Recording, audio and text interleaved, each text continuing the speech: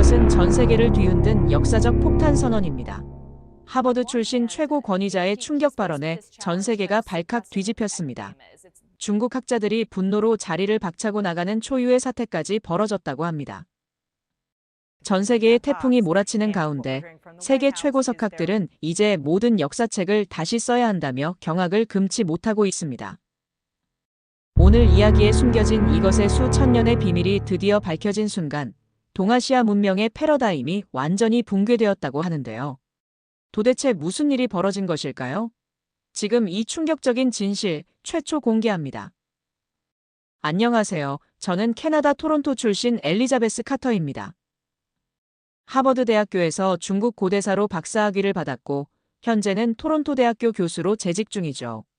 아시아 역사 학회 참석자 처음으로 한국을 방문하게 됐습니다. 저는 인천공항에 도착하자마자 이 나라에 대한 첫인상을 확실히 굳혔습니다. 좁은 복도와 낡아 보이는 시설들이 제 눈에 들어왔죠. 하버드에서 중국 고대사 박사학위를 받은 제가 왜 이런 곳에 와야 하는지 이해할 수 없었어요. 토론토 대학교 교수라는 제 지위가 무색하게 느껴졌습니다. 국제학회를 이런 곳에서 연다고요? 중국이나 일본도 아니고. 저는 캐리어를 끌며 한숨을 내쉬었습니다. 공항을 빠져나오자 뜨거운 습기가 제 얼굴을 덮쳤어요. 더운 날씨에 짜증이 밀려왔죠. 이 순간에도 베이징이나 도쿄에서 학회가 열렸다면 얼마나 좋았을까 하는 생각이 머릿속을 떠나지 않았습니다. 출구에서 제 이름이 적힌 팻말을 든 젊은 여성이 보였어요. 그녀는 공손하게 고개를 숙이며 한국어로 인사했습니다. 카터 교수님, 안녕하세요. 서울대학교 한국사 박사과정 조교 서진입니다. 저는 그녀의 한국어에 즉각 영어로 대응했습니다. 영어로 해주세요. 난 한국어를 몰라요. 서진은 순간 표정이 굳었지만 금세 영어로 전환했어요. 죄송합니다. 교수님, 제가 호텔까지 안내해드리겠습니다. 차에 타면서 창밖을 내다봤습니다. 도로는 생각보다 깨끗했지만 저는 일부러 흠을 잡았습니다. 도로가 좁네요. 선진국 수준은 아닌 것 같아요. 서진이 백미러로 저를 잠깐 보더니 대답했습니다. 서울은 인구 밀도가 높아서 도로가 좁을 수 있습니다. 하지만 대중교통 시스템은 세계 최고 수준이에요. 아, 그래요? 중국에서 배운 거겠죠. 한국은 결국 중국 문명의 그림자니까요. 이 말에 서진의 손이 핸들을 꽉 쥐는 것이 보였어요. 저는 의도적으로 도발적인 발언을 했어요. 한국인들의 자존심이 얼마나 강한지 테스트해보고 싶었거든요.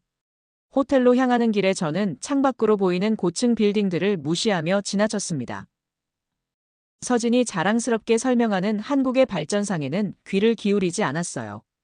제 머릿속에는 이미 선입견이 자리 잡고 있었으니까요. 내일 학회장까지는 제가 모시러 오겠습니다. 아침 8시에 로비에서 뵙겠습니다. 호텔에 도착해서 서진이 정중하게 말했지만 저는 고개만 살짝 끄덕였습니다. 그럼 내일 봅시다. 객실에 들어와 짐을 풀면서 내일 있을 학회 발표 자료를 다시 확인했습니다. 제 발표 주제는 동아시아 문명의 확산과 한국의 위치였어요. 사실상 한국이 중국 문명의 변방에 불과하다는 내용이죠. 중국 역사학자들도 제 의견에 동의할 것이라 확신했습니다. 침대에 누워 내일의 일정을 생각하며 미소 지었어요. 이번 학회에서 제 권위를 한국 학자들에게 보여줄 수 있을 것이라 기대했습니다.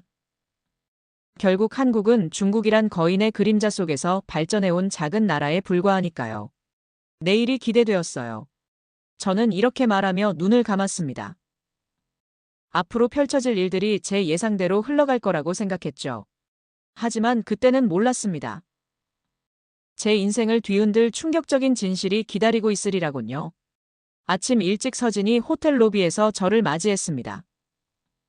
예상보다 날씨가 더워서 불쾌했지만 오늘은 제 연구 성과를 보여줄 날이라 기분이 나쁘지만은 않았어요. 학회장으로 가는 차 안에서 서진은 한국의 역사에 대해 열심히 설명했지만 저는 귀를 기울이지 않았죠. 어차피 중국 문명의 복사본 같은 이야기일 테니까요. 학회장에 도착했을 때 이미 많은 학자들이 모여 있었습니다. 중국에서 온 장웨이 교수와 프랑스 출신 언어학자 마리 앙투아네트도 보였어요.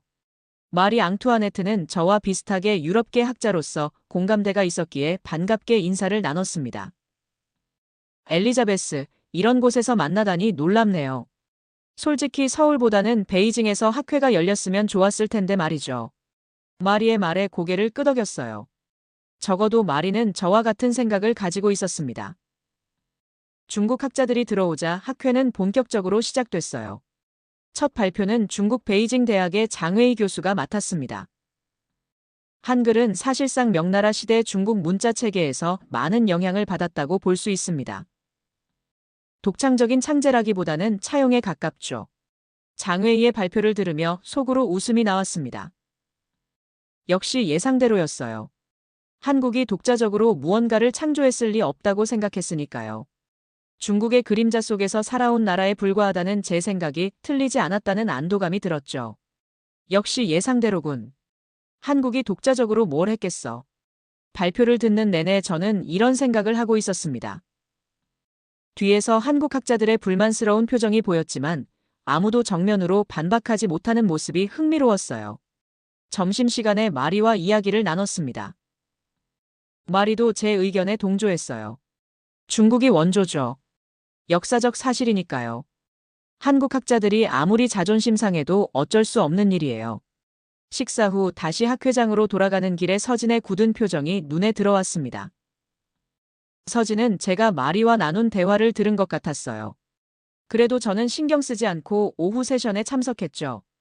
제 발표 차례가 왔을 때 저는 자신감 넘치는 목소리로 한국이 중국 문명의 변방에 불과하다는 제 연구 결과를 발표했습니다.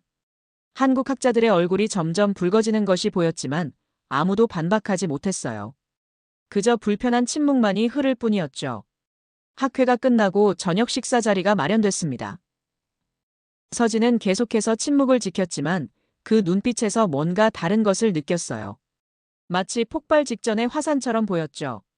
이 조용한 한국인 조교가 무슨 생각을 하고 있는지 궁금했습니다. 하지만 저는 그저 서양 학자들과 중국 학자들 사이에서 즐겁게 대화를 나누며 저녁을 보냈어요. 그때만 해도 이 저녁 식사 자리가 제 인생의 전환점이 될 거라고는 상상도 못했습니다. 서진이 입을 열기 직전까지는 말이죠. 저녁 식사 자리는 화기애애한 분위기였습니다. 중국 학자들과 서양 학자들이 이야기꽃을 피우는 동안 한국 학자들은 대체로 조용했어요. 저는 마리와 함께 앉아 즐겁게 대화를 나누고 있었죠. 갑자기 제 옆에 있던 서진이 잔에 담긴 술을 한 번에 비우더니 입을 열었습니다. 카터 교수님, 한 가지 여쭤봐도 될까요? 서진의 갑작스러운 발언에 테이블이 조용해졌어요. 서진의 눈빛에서 결연한 의지가 느껴졌습니다. 그동안 쌓아온 불만이 폭발하려는 순간이었죠. 물론이죠. 무엇이든 물어보세요. 저는 여유로운 미소를 지으며 대답했습니다. 서진이 감히 저에게 도전할 수 있을 거라고 생각하지 않았어요. 교수님은 한국을 그렇게 낮춰보시는 근거가 정확히 뭔가요? 직접 한국 역사를 연구해 보신 적은 있으신지 궁금합니다. 식당에 있던 모든 사람들의 시선이 저에게 집중됐어요. 중국 학자들은 흥미롭다는 듯 저를 바라봤고 한국 학자들은 서진의 용기에 놀란 표정이었습니다. 저는 당황했지만 침착하게 대답했죠. 팩트라서요. 역사적 사실이니까요. 한국이 독창적으로 만든 것이 무엇인지 한번 말해보세요. 제 자신감 넘치는 대답에 중국 학자들이 고개를 끄덕였습니다. 하지만 서진은 물러서지 않았어요. 오히려 더 단호한 목소리로 말했죠. 교수님, 내일 하루만 시간을 내주시겠어요? 제가 직접 보여드릴 것이 있습니다. 서진의 제안에 테이블에 있던 사람들이 놀란 표정을 지었어요. 특히 마리는 저에게 곤란한 상황이 만들어졌다는 듯 걱정스러운 눈빛을 보냈습니다. 하지만 저는 자신감이 넘쳤죠. 한번 봐주지요. 어차피 내일 오전은 휴식 시간이니 시간은 있어요. 뭘 보여주실 건가요? 서진은 조용히 대답했습니다. 직접 보시면 알게 될 거예요. 아침 9시에 호텔 로비에서 만나겠습니다. 그 후 식사는 어색한 분위기 속에서 계속됐어요. 중국 학자들은 저에게 동정 어린 시선을 보냈고 한국 학자들은 서진을 자랑스러워하는 눈빛이었습니다. 마리는 저에게 속삭였어요. 괜찮아요? 내일 함께 갈까요? 저는 고개를 저었습니다. 걱정 마세요. 한 조교가 보여줄 수 있는 게 얼마나 대단할까요? 혼자 가볼게요. 식사가 끝난 후 호텔로 돌아오는 길에 저는 서진의 도전을 곱씹어 봤어요. 그동안 만난 한국인들 중 저에게 이렇게 당당하게 도전한 사람은 없었습니다. 한편으로는 짜증이 났지만 또 다른 한편으로는 호기심이 생겼죠. 내일은 어떤 걸 보여주려고 할까? 호텔방에 누워 내일 일정을 생각하며 웃음이 나왔습니다.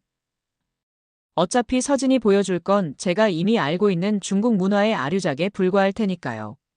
저는 그날 밤 서진에게 어떻게 논리적으로 반박할지 생각하며 잠이 들었어요. 하지만 그때는 몰랐습니다.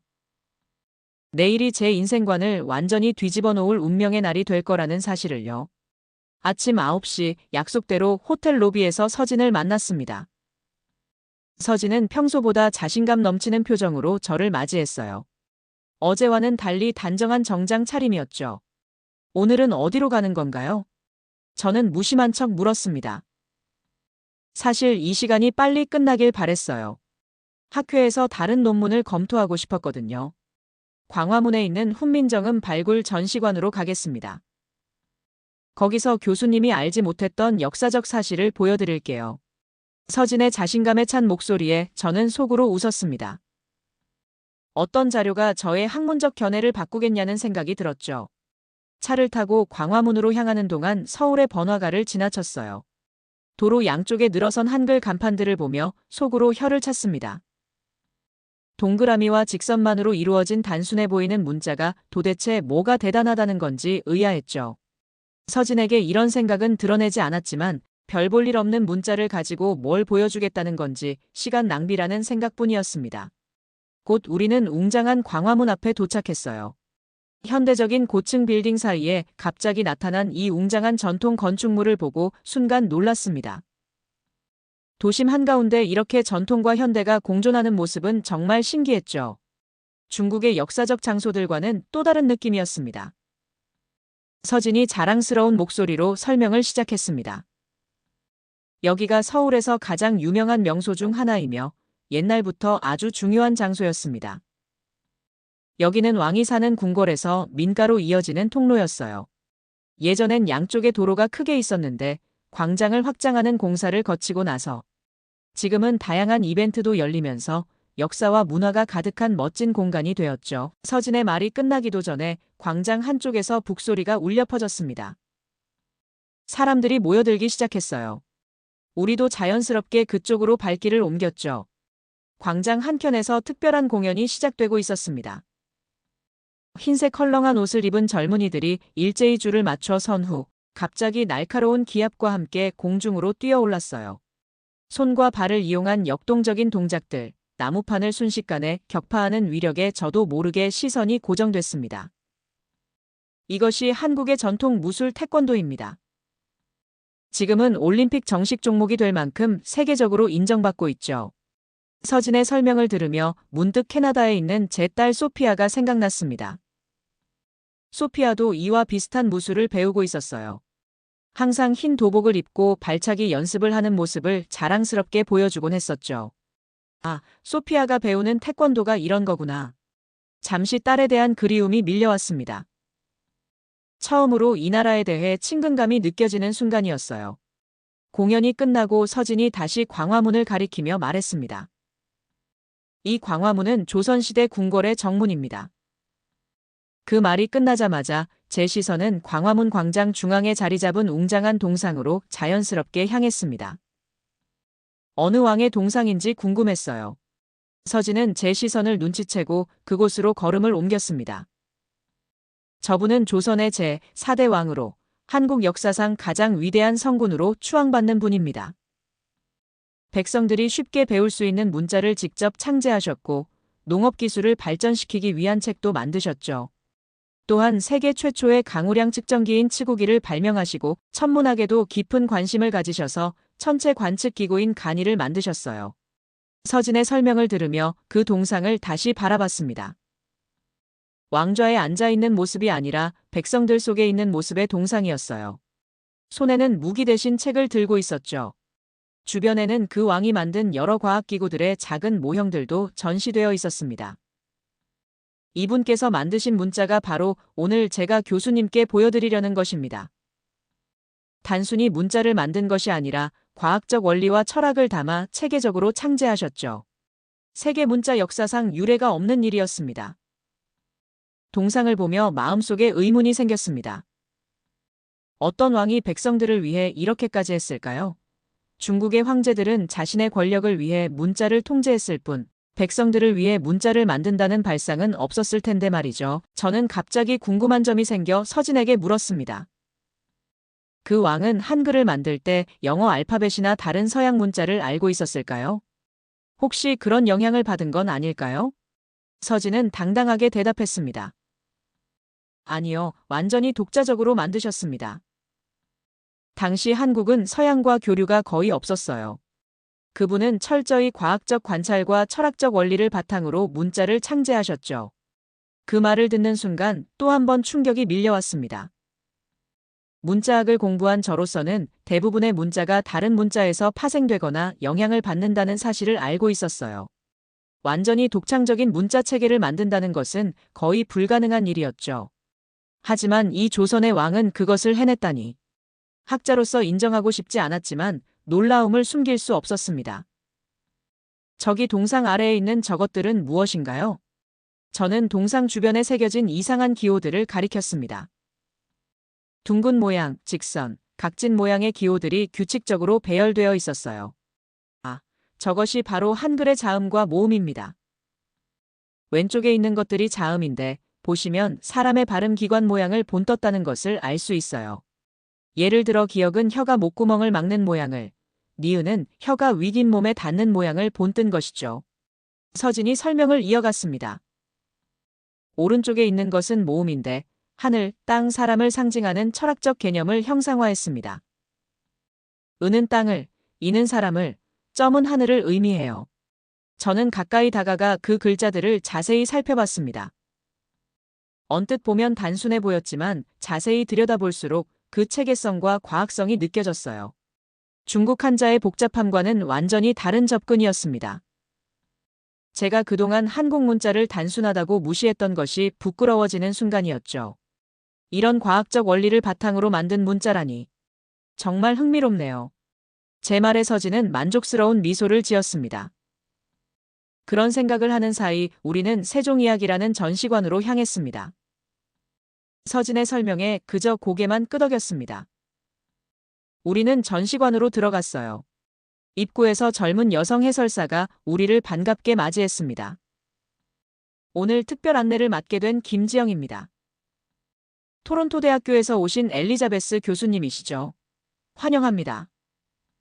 서진이 미리 준비한 모양이었어요. 해설사와 함께 전시관을 둘러보기 시작했습니다. 첫 번째 전시물은 세종대왕의 초상화와 함께 당시 조선의 상황을 설명하는 패널이었어요. 15세기 조선에서는 백성 대부분이 문자를 모르는 상태였습니다. 학문은 양반들만의 특권이었고 한자는 배우기 어려웠죠. 세종대왕은 이런 불평등을 해소하고자 했어요. 해설사의 설명을 들으며 저는 회의적인 표정을 지었습니다. 하지만 다음 전시물에서 제 표정이 조금 바뀌었어요. 훈민정음 해례본의 복사본이 전시되어 있었죠. 이것이 세계 문자 역사상 유일하게 창제 목적과 원리가 완벽하게 기록된 문서입니다. 세종대왕은 왜 새로운 문자가 필요한지, 그리고 어떤 과학적 원리로 만들었는지 상세히 기록했어요. 전시된 해례본을 자세히 살펴봤습니다. 그림과 함께 자음과 모음의 제작 원리가 명확하게 설명되어 있었어요. 사람의 발음 기관을 과학적으로 관찰하고 그 모양을 본떠 문자를 만들었다는 설명에 저도 모르게 눈이 커졌습니다. 엘리자베스 교수님, 세상에 창제 목적과 원리가 완벽하게 기록된 문자가 또 있을까요?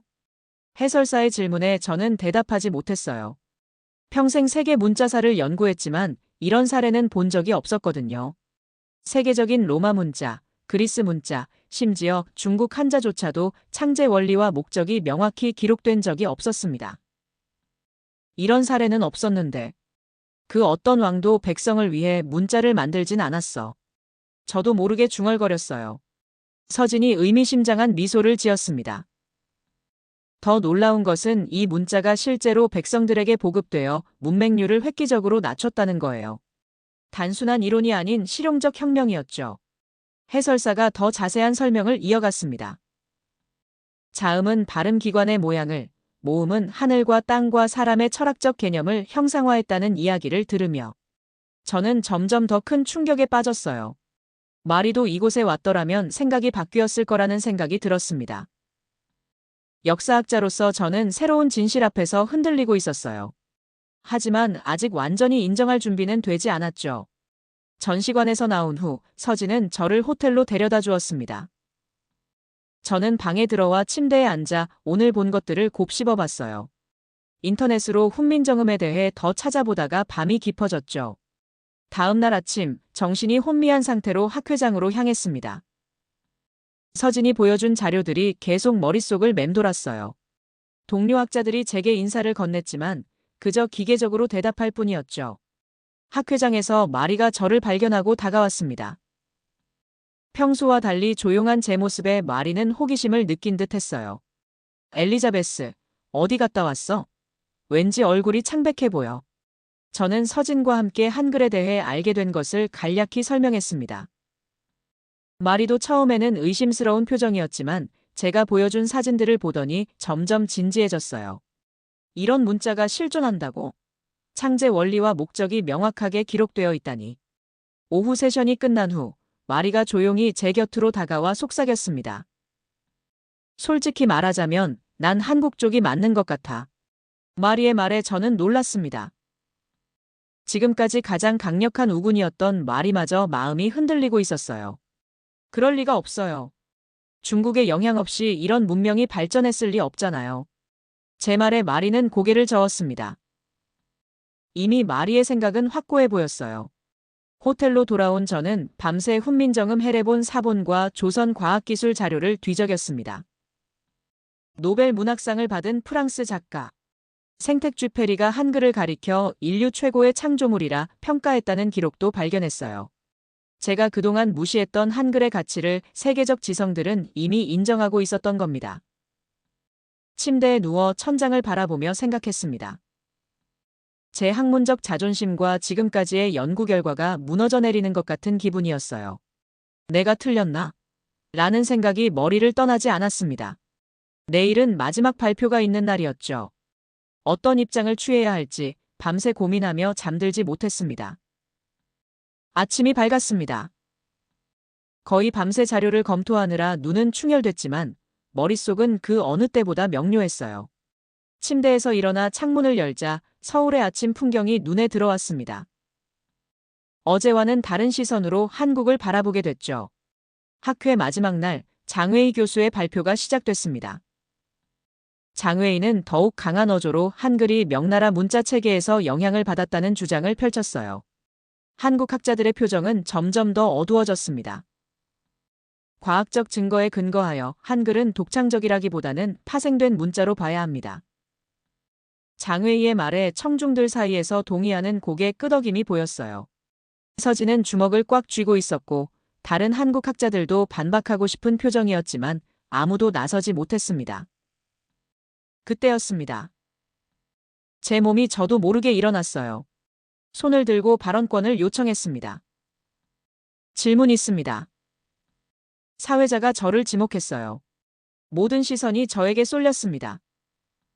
저는 단상으로 걸어 올라갔어요. 심장이 빠르게 뛰었지만 목소리는 침착했죠.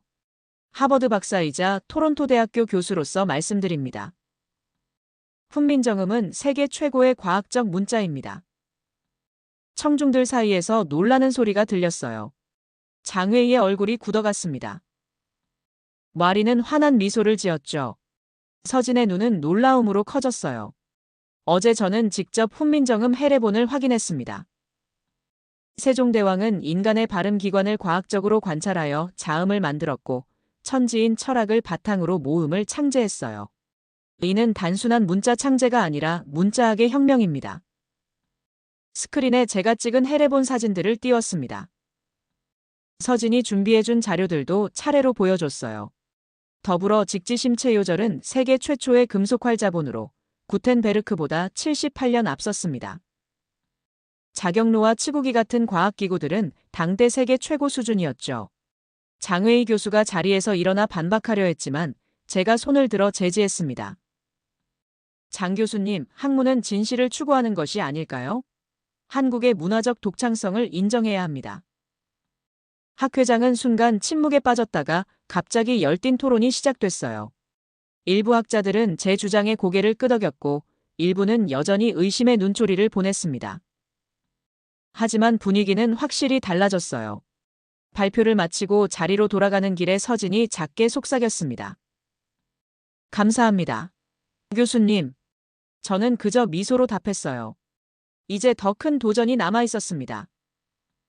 중국 학자들의 반격이 시작될 테니까요. 휴식 시간이 끝나고 토론 세션이 시작됐습니다. 중국 베이징 대학의 첸루이 교수가 환한 얼굴로 단상에 올랐어요. 첸루이는 제 발표에 가장 강하게 반발하는 사람이었습니다. 카터 교수님의 주장은 감상적일 뿐입니다. 역사적 사실을 보면 조선은 명백히 후진국이었어요. 과학적 발전이라고 해봐야 중국에서 배운 것들 뿐이죠. 저는 차분하게 자리에서 일어났습니다. 이제 주저할 이유가 없었어요. 그럼 세계 최초의 금속활 자본이 후진국에서 나왔다는 말씀인가요? 치구기와 앙부일구, 자경루 같은 과학기구들이 단순히 모방한 것이었을까요?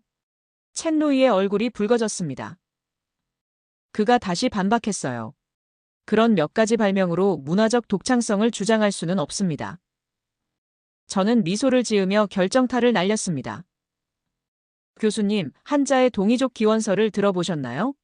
고고학적 증거에 따르면 한자의 원형은 동이족에서 비롯되었을 가능성이 높습니다. 오히려 중국 문화가 한반도 문화의 영향을 받았다고 볼 수도 있죠. 학 회장이 술렁였습니다. 중국 학자들의 표정이 경직되었어요. 서진은 놀란 눈으로 저를 바라봤고 한국 학자들은 환한 미소를 지었습니다. 첸루이가 더 반박하려 했지만 그때 마리가 자리에서 일어났어요. 저도 발언권을 요청합니다. 마리는 당당한 걸음으로 단상에 올랐습니다. 저는 프랑스 언어학자로서 처음에는 중국 측 주장에 동조했습니다. 하지만 자료를 검토한 결과 한글의 과학성과 독창성은 부정할 수 없어요. 저는 한국 편으로 돌아섰습니다. 마리의 선언에 학 회장은 완전히 뒤집혔습니다. 중국 학자들은 더 이상 반박하지 못했어요. 서진이 제게 감사의 눈빛을 보냈습니다. 토론이 끝나고 저는 깊은 만족감을 느꼈어요. 진실을 위해 싸웠고 승리했습니다. 하지만 아직 마지막 할 일이 남아 있었죠. 바로 공식적인 사과였습니다. 학회 마지막 날, 폐회식이 시작되기 전 저는 발언권을 요청했습니다. 사회자가 저를 소개하자 모든 시선이 저에게 향했어요. 천천히 단상으로 올라가면서 심장이 빠르게 뛰었지만 이제 해야 할 말이 분명했습니다. 마이크 앞에 서서 깊은 숨을 들이마셨어요. 서진과 마리가 응원의 눈빛을 보내는 것이 느껴졌죠. 존경하는 학자 여러분, 저는 이 자리에서 솔직한 고백을 하고 싶습니다. 목소리가 살짝 떨렸지만 계속 이어갔어요. 저는 한국을 무시해왔습니다. 중국 문명의 그림자에 불과하다고 생각했죠. 하지만 이제 알았습니다. 그것은 제 무지였어요. 청중석을 둘러보니 놀란 표정들이 보였습니다. 중국 학자들은 불편한 기색이 역력했지만 한국 학자들의 눈에는 감동의 빛이 어렸어요. 한국은 중국의 그림자가 아닌 인류 문화사의 주역입니다. 한글은 세계 문자사의 유례없는 과학적 창조물이고 조선의 과학기술은 당대 최고 수준이었죠. 저는 역사학자로서 진실 앞에 겸허해야 함을 배웠습니다. 목이 메었지만 마지막 말을 이어갔어요. 저의 오만과 편견으로 상처받으신 분들께 진심으로 사과드립니다. 말을 마치자 학 회장의 박수 소리가 울려 퍼졌습니다. 한국 학자들이 일어나 박수를 쳤고 서진은 눈물을 글썽이며 미소 지었어요. 단상에서 내려와 서진과 포옹했습니다. 폐회식 후 서울 하늘을 올려다보며 생각했어요. 캐나다보다 더 앞선 부분이 많다니. 내가 얼마나 무지했던 걸까. 서진이 다가와 물었습니다. 다음에도 한국에 오실 건가요? 저는 미소 지으며 대답했어요. 물론이죠. 아직 배울 것이 너무 많으니까요. 비행기에 오르기 전 서울을 마지막으로 바라보며 속삭였습니다. 내가 틀렸어. 그리고 깨달았습니다. 진정한 학자란 자신의 오류를 인정할 수 있는 사람이라는 것을요.